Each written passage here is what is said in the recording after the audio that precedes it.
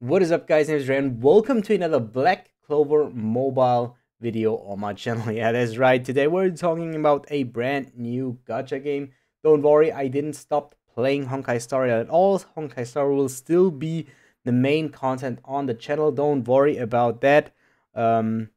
But before we hop into the topic of the video, I want to point you guys to my Discord server. Link for that is in the description of every video. You get notified every time when I do an upload as you're on the Discord server, as well as being able to connect with my community, talking about any gacha game related content, especially Honkai Star Rail, or even any game related content here. And yeah, don't hesitate to ask any questions as you're joining the server. Just by that, I also want to promote here my YouTube short section where I'll try to upload a video every day. Definitely make sure to check that out to support me and to support the channel. Now let's get back into the topic of today's video, where we want to talk about this brand new gacha game. Yeah, so I currently don't plan any future content on Black Clover Mobile, so there's just this introduction video. I want to talk about my experience about the game during the last week. The game is now out for a little more than a week, I think, by the time the video is live, and I want to just talk about what I really like about the game, and maybe you want to lurk in and test the game out yourself if you didn't know that the game just released. Because in the end, I'm still, as my channel says, Dre Gacha Gaming. I don't want to be just on one game, even though if the current focus is Honkai Star Rail, and will also stay Honkai Star Rail for now. Because, as I said, I don't plan any actual content referring to Black Clover Mobile. It could be that there is a video here and then, maybe connecting. Maybe I try to put a connection to Honkai Star Rail, maybe do any sort of stuff. But I'm not planning to do like actual guides or something. Because I think that the game is way more complex. And yeah, I'm not that deep into it right now. I played it a lot the last days, but I also have to watch guides to see through the game because I didn't have the time, and I still have to focus on Honkai Star. I still have to focus on Private Life and such things, right? So yeah, let's talk about Black Clover Mobile. So the game is out for a little more than a week, and I honestly have to say I really do enjoy the game. So the only problem that I have is that it is Black Clover. I'm not that connected to the anime. I didn't even watch the anime, so I started to watch the anime while I played the game. And yeah, there were like some.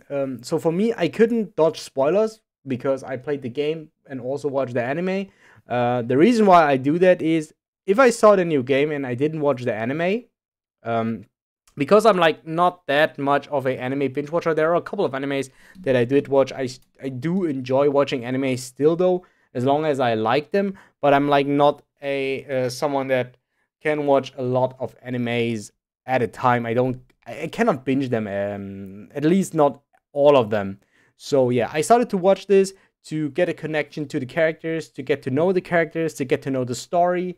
And yeah, so the problem overall, which is just a me problem, honestly, is that as I'm progressing through the story, I get spoiled a little bit by characters that will come up in the anime, and that and a little bit of the fights.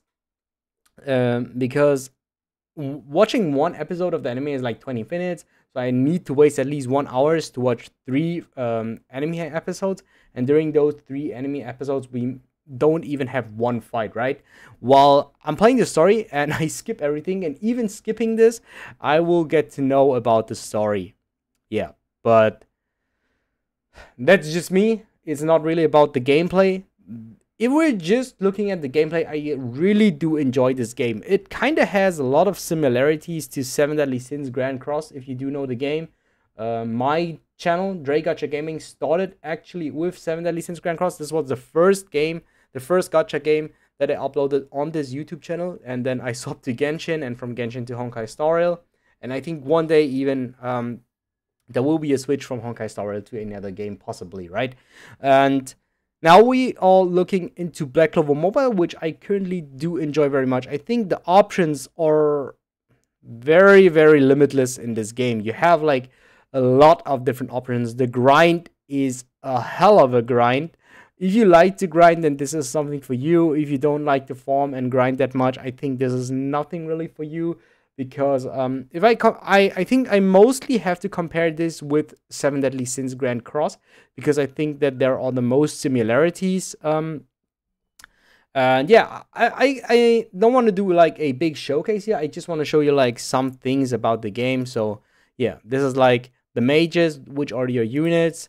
You can like you have like 4 different categories, I think, right? So we have rares, we have SRs, we have SSRs, we have URs, or we have 5, and we have LRs. And every character can be awakened to an LR character, which is the highest status in the game. Then there are like skills. These are basically the abilities, and since these are mages, they have skill pages instead of weapons. So you equip a skill page to them, and then it is on the same side like the skills, where you can enhance them with the materials that will cost you like the money in the game, and then you can make the abilities of the characters a little bit stronger. Then we have gear, like in every other game, which I do really like about this game. Maybe I want to show you this by this character, is that you have to place the gear, which I think is a really cool feature. So as you can see, the gear has like these 6 slots, and you have to fill up like this roster here to get the gear. Yeah.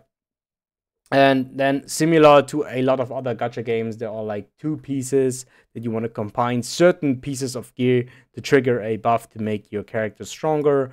These are like the stats. I don't want to go over the stats in detail because I don't think like that it is really relevant.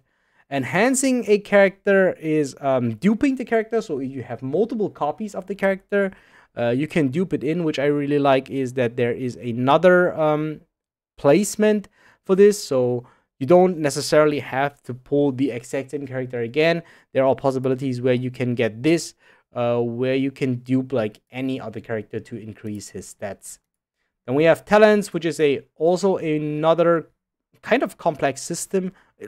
I don't know, it's not too complex, but it's like another layer that is added to the game. And we have bond. This is leveling up friendship. This is actually relevant in this game because you needed to upgrade your characters to LR. And then we have skins, which was also put in 7 Deadly Sins Grand Cross. But the cool thing here is that skins won't affect your stats, which I do also really like. So you just can change on whatever you want. So yeah, this is for the character box. This is the characters here. Then yeah, you have a shop where you just can buy things with real money and also different currencies. We have the inventory here. So where are my skill pages, which equals the weapon system in any other game. Gear, I just talked about this. Magic pieces or the dupes that you have. You need these to ascend your characters to the next level. Also, these are more materials. You have food that you can cook. I think this is nothing. This is like nothing really new. This is like kind of included into any gacha game, so I think this is not really special. Also, this we have skip tickets here where you can skip the story. Which I do really like is you have a squad system, and you have this passive income here, like in your hideout. So this is like basically your home, where you can talk about the people here, and you can do certain stuffs like converting items into other things. You can trade, you can cook, something like this. And then it has this passive income, which regenerates you stamina and sometimes a little bit of gold. We have the squad system. I always enjoy having a squad system in a gacha game. This squad system is basically yeah, it's a guild, yeah, where you can invite your friends to play. You have like missions that you can do together. You have a rank. We are currently ranked 590. This is our points. The higher your points are, the more missions you do, the more points or contribution points you get, and the more contribution points you have, the higher you will get in the rank. Then there are all these squad challenges, and we have the boss battle, which is currently not available, but I think it will come out very, very soon. And I think this is also a really cool thing to interact with the people in your squad. So what I usually value, which I think is a very good feature in pretty much every gacha game, is if you can interact with other people. It doesn't have to be PvP necessarily, even though the game has PvP, but it also can be like anything else, like the guild system, where there is a boss and you want to fight together with the boss, even though it is just a turn-based game. It doesn't have to be like a live action PvP or a live action fighting game.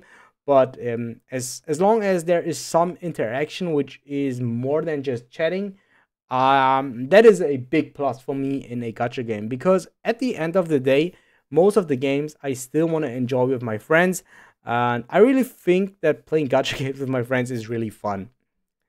Then we have Arena. Arena is like PvP, not real PvP. It's like more so of a, yeah, you basically go into the arena, and then there are all three different three different characters, three different accounts, or three different players, but it's just their bots. So for example, if I click on this and I want to challenge him, then this is my attacking team, but this is also my defending team. So if another player faces me in PvP, he will fight against this team, but then AI will play it even if I'm not online, so they have any chance to fight him. Yeah, currently I'm Master 4. It's nothing too crazy here, so don't think that I am really strong in this game or anything else. Then maybe another thing that is very interesting is that there are all challenges. So you have the limited challenges, which you only can do a limited time per day.